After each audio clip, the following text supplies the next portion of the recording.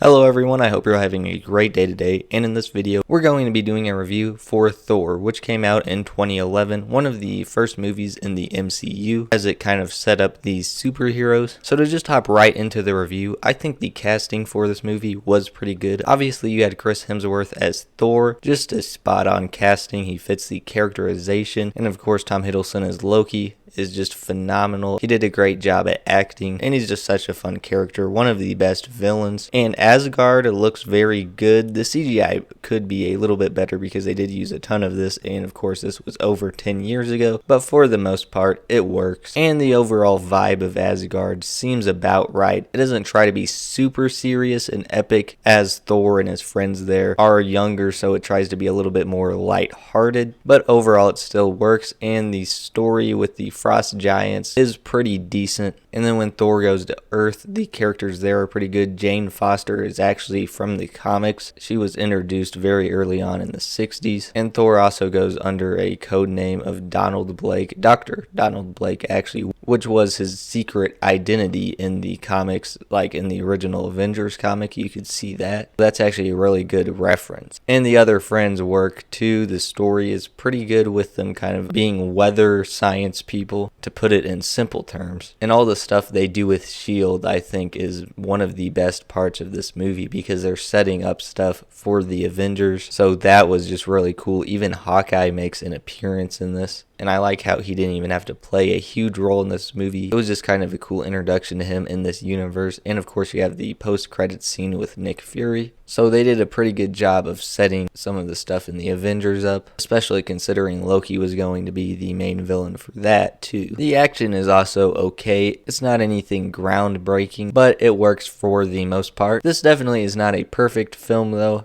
As a matter of fact, it's far from that. There's definitely a lot of enjoyment to get out of it, but there are some flaws, some parts where it just feels a little bit awkward.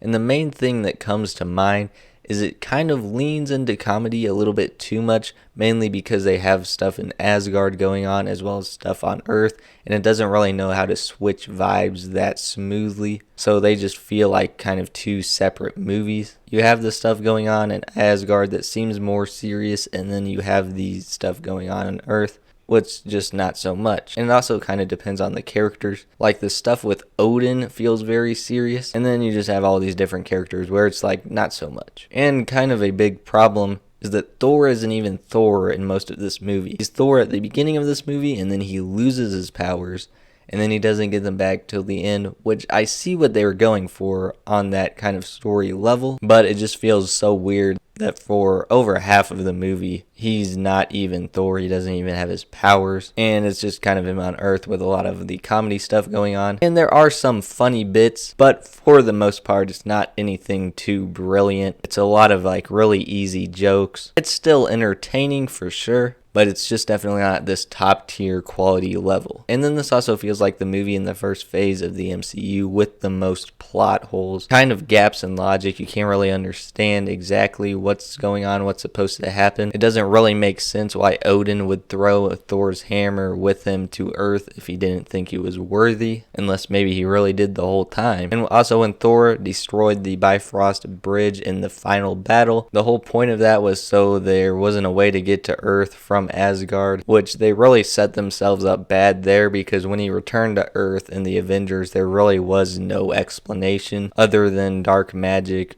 or whatever. It shouldn't be that confusing. It should make more sense. And that's really not even a problem with the Avengers. It was that they decided to do that in this movie without a full plan on how that was all going to play out. And then obviously you have the deal with Loki being the Frost Giant the whole time. And it makes sense why he would still look like an Asgardian, because he can shapeshift. But I don't know how he was able to shapeshift as a baby and then just never noticed that that was how he was. I guess he did it subconsciously, but it just didn't really make that much sense. So definitely some stuff in there that could have been improved upon. I don't think they fully figured out the right way to handle all of these different elements, but at the end of the day, it's still entertaining. As far as superhero movies go, it's not the best, but it's also not the worst. So overall, on the quality scale of 0 to 100, we'll give it a 74%, and I would recommend you check it out if you're a fan of Marvel and haven't already. Let me know what you think about it in the comments section down below. If there's a movie you would like me to review, you can also let me know down there. As always, thank you guys so much for watching, and I'll see you guys in the next one.